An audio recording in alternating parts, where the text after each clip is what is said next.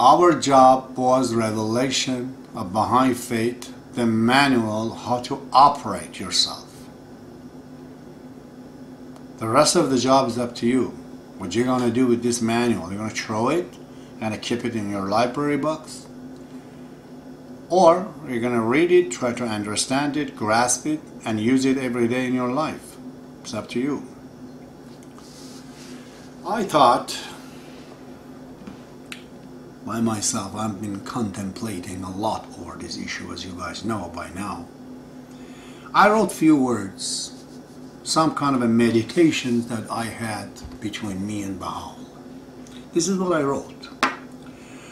O Baha'ullah, O Father of humanity, I know for a fact, by revealing Baha'i faith, you have accomplished your part of the bargains.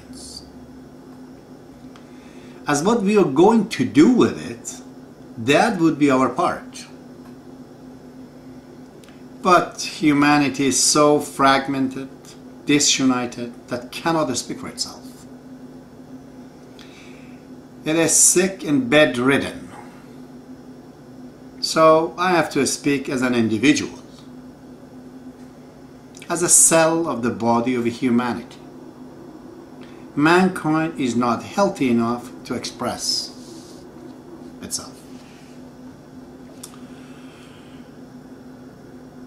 I'm going to wish something that's agreeable to everyone, that is personal happiness and prosperity for all the people, that in return make the body of humanity as a whole healthy and vibrant.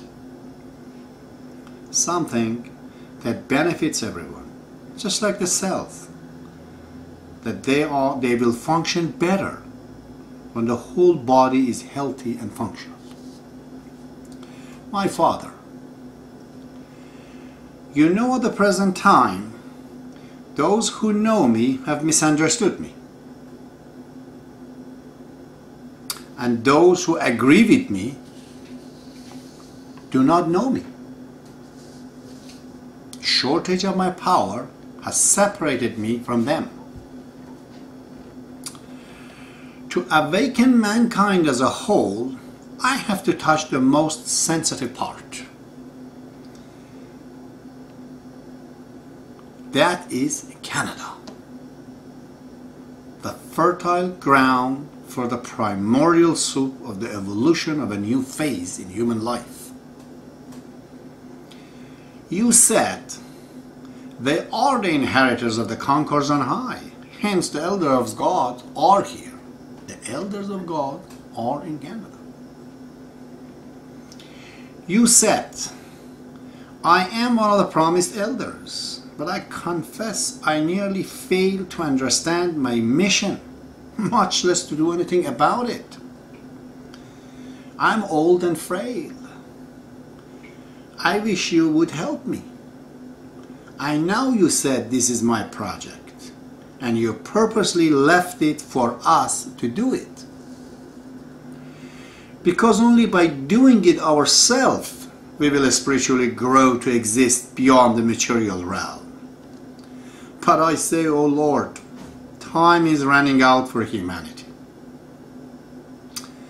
The Baha'is for whom you suffered jail and imprisonment have forgotten their cause, your cause.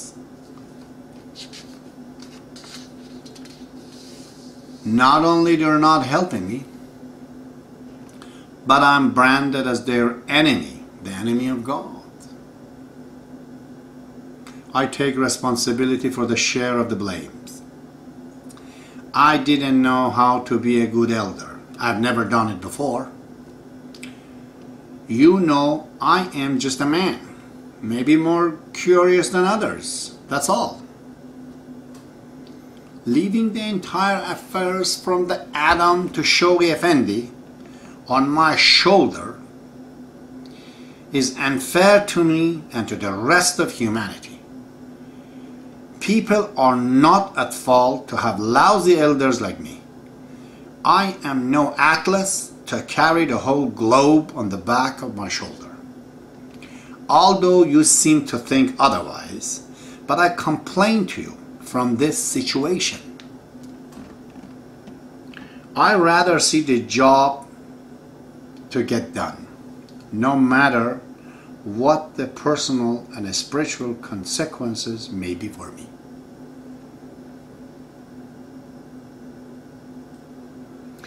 Even if I end up in hell, I will be happy thinking who my Father is, especially if people of the planet are saved from catastrophic and damnation of bad prophecies that can be stopped if we change the course. I know and you know all the prophecies are conditional. They're all conditional. Mankind can change the course and steer out of it, but knows what to do. You and I know what to do. It was done for Jews, for Christians, Muslims, and Hindus. Today, your solution is called Baha'i faith, mechanized for the first time by the armor of a mighty and divine tool. You call it the world order of Baha'ullah. All it needs is a trigger, and I have a burning desire that's unequal to everyone at the present time. Oh God, you know the sincerity and seriousness of these words. If you don't do anything about it, I have to doubt myself, which I know I cannot. Or I should think you left mankind again as you did before by going to the mountain of Sulaymaniyah.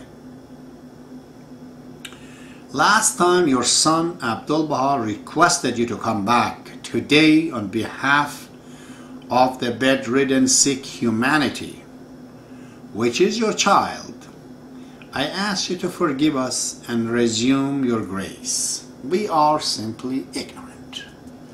And if we given chance, we have potential for higher understanding.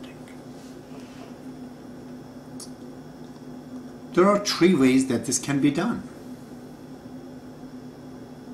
At least one of them have to come into effect. The first and the foremost, Baha'u'llah, you know it, that would be the universal laws of justice. That would be the Baha'i community, for whose sake at least 25,000 people have given up their lives. Millions, they've given their money. Americans, Canadians, Australians, Germans, Iranians, Arabs, blacks, even Japanese. So, if they come and ask me for an interview, sit down one-to-one on the table, let's see what is going on. That would be great, the best solution. But so far, I haven't seen anything from them. Surely they are accusing me of many things that they have received by the reports, but I am willing to challenge all those reports and answer, even in a court of law, that I'm innocent of them. And if there's any shortcoming, it's simply as a matter of human being. We all are imperfect. But to call me the enemy of Baha'u'llah, the enemy of the faith of God, and you call me an elder, this is a huge problem. Great contradictory. Then we need those great individuals that, my Lord, you know, so many of them are just in Canada. I do not need to go anywhere else. You said 2 people is good enough for a city. You know and I know, I've done it before, right here in Thunder Bay. These Canadian white Anglo-Saxon kids, They have treasures in them. You know it, they showed it to you. And there are so many others right here. But in order to reach to them, if I don't have the Baha'i administration to help me out, to get rid of their dogma, this little house that they built around it, and they think that is Baha'i faith, and they don't let anybody to come in, and anybody goes against their will, they kick him right out. You said in your book, without the institution of guardianship, the entire fabric of the faith is imperiled. So it is imperiled at the present time. And I need these people. The people are here in Canada. The so-called non-Baha'is. Many of them. Right in this room is Ahmad. I can vouch that man alone is equal to 1,000 men. But him and I, and many of us, are afflicted with the daily living. We are honest, we couldn't cheat people to become millionaires and billionaires. We didn't do that, we couldn't do it. We had no time to do that. We had to do some other things that are more important.